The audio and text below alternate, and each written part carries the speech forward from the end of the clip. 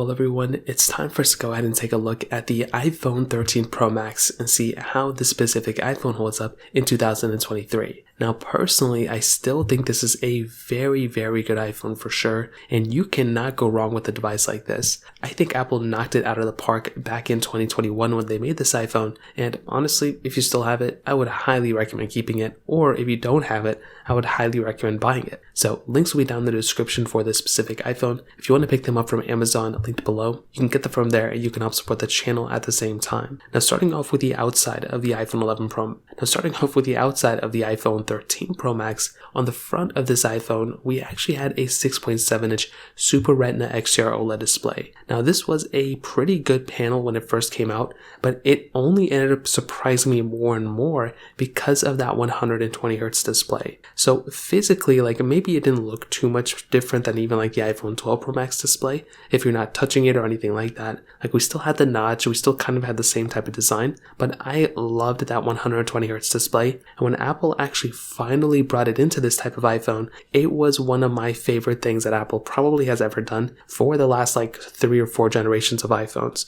That 120Hz display in a way has future-proofed the iPhone 13 Pro Max, and I truly do feel like with these type of iPhones, they're going to be lasting a very long amount of time. So much so, in fact, that even when they're unsupported with software 4 or 5 years from now, we're going to look back at these iPhones and be like, wow, Apple really did knock it out of the park with those ones, and I would 100% agree. Now, on the bottom of this iPhone and on the sides, we have the power button, volume button. On the bottom, we have the lightning port, which is great. I love having a lightning port in this type of iPhone. And on the back of this iPhone, we do actually have that frosted glass back. Now, I still think the frosted glass back on this iPhone feels very premium. It still looks very good. As I've mentioned for a long period of time now, there's really not too much to complain about with the build quality of these iPhones because they just looked so good. Now, we also have that triple camera setup on the back of this iPhone as well. You have wireless charging, you have IP certification, you pretty much have everything you need to kind of, have a long lasting phone here. I mean, this device is going to last for a very, very long amount of time. So when I look at this iPhone and I look at pretty much the next couple generations of iPhones Apple has made, including the iPhone 14 and 14 Pro Max, I look at those iPhones and I look at this one, and I'm still very shocked about how good of a job Apple basically did with these types of iPhones. So when it comes down to it, I think the outside and the exterior of this iPhone, including the small little features Apple actually implemented during that time, I think they still hold up very, very well in this day and age. Now, on top of that, I would still say the cameras of this iPhone are also still very, very good. Now, with the camera here, we have basically all 12 megapixel sensors. So we have a 12 megapixel wide, telephoto, and ultra wide camera, and we have a 12 megapixel wide angle front camera on the front as well. Now, when this camera first came out, I thought it was great, and even since then, I feel like it's only gotten better and better. So the funny thing is that when this phone first came out, I compared it against the iPhone 11s and 12s, and it was a very good performing iPhone in that standpoint. The battery or the camera quality was very, very good. Funny enough, though, I would say that shortly after, a year after when the iPhone 14s came out, I compared this iPhone again to the iPhone 14 Pro Max, and I was actually kind of shocked about the build quality and the camera quality and the similarity between those two iPhones. Even though the 14 Pro Max had bigger sensors and they were just massive cameras, it didn't really even look like that because the iPhone 13 Pro Max was still performing almost exactly the same as the 13 Pro Max. So because of that really made me happy about the way the iPhone 13 Pro Max camera was performing. On top of that, this quality of the lenses are just amazing. If you wanted to take, random photos, if you wanted to take actual really solid video and photos of actual videos you want to post on YouTube or something, you're going to be getting a very solid option here as well.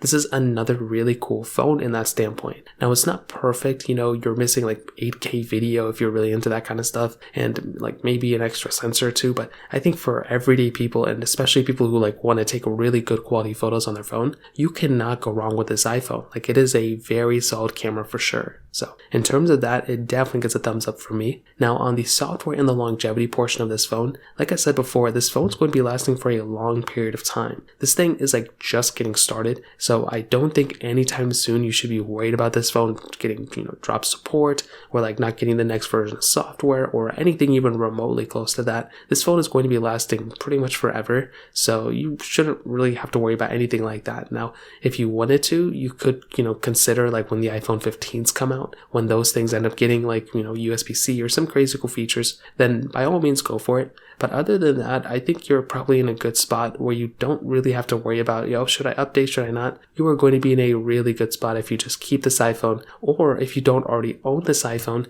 getting an iPhone like this that's still currently supported with software is a very important thing you can try, testing out as well. In terms of that, like I said before, very solid option, and like it just keeps getting better and better pretty much the more and more I talk about it. Like there's not too many problems with this iPhone. Now on the performance side, like I said before, this iPhone has that Apple A15 Bionic chip inside of it with 6 gigabytes of RAM. Now I'm going to say this one very important thing. The iPhone 14s that ended up coming out, basically a year after this, those also ended up having the A15 chip inside. Now, obviously the iPhone, 14 Pro had that A16 chip, but the fact that this iPhone actually ended up having that, A15 chip, and kind of makes this iPhone last a little bit longer. Like I think that's a really cool thing that it's a bad thing that Apple did for the iPhone 14s, but it's a good thing I guess for the iPhone 13s, especially the 13 Pro Max, because it makes these iPhones last, in my opinion, that much longer. So I think that's another really cool thing as well. And when you have an iPhone like an iPhone 13 Pro Max,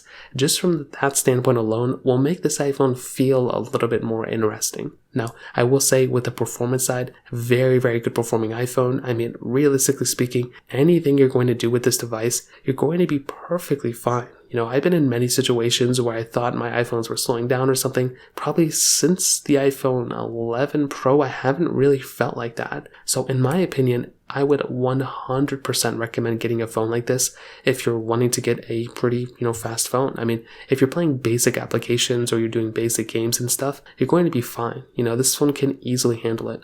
But even if you're taking it up a notch and you're playing very heavy intensive games, this is still one of, if not the best chipsets out on the phone market right now. And it is probably the fastest or one of the fastest iPhones you can still buy.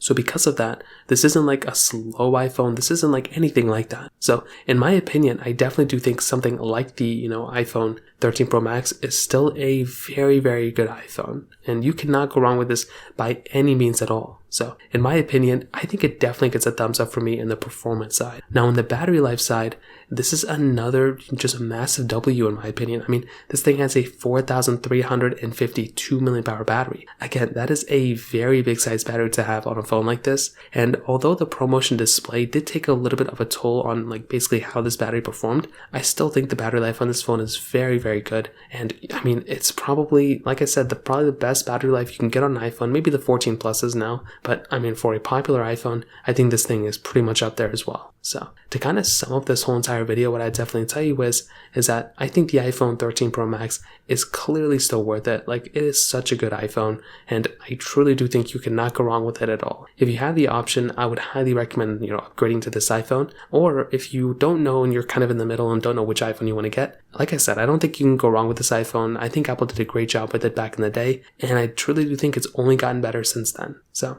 in terms of that kind of covers it up. If you have any other thoughts or questions, please let me know in the comment section below. Hit the like button, that'll mean so much, but definitely hit that subscribe button. More importantly than everything else, I love every single one of you guys. Hopefully I'll catch you guys in the next video. Peace out till then.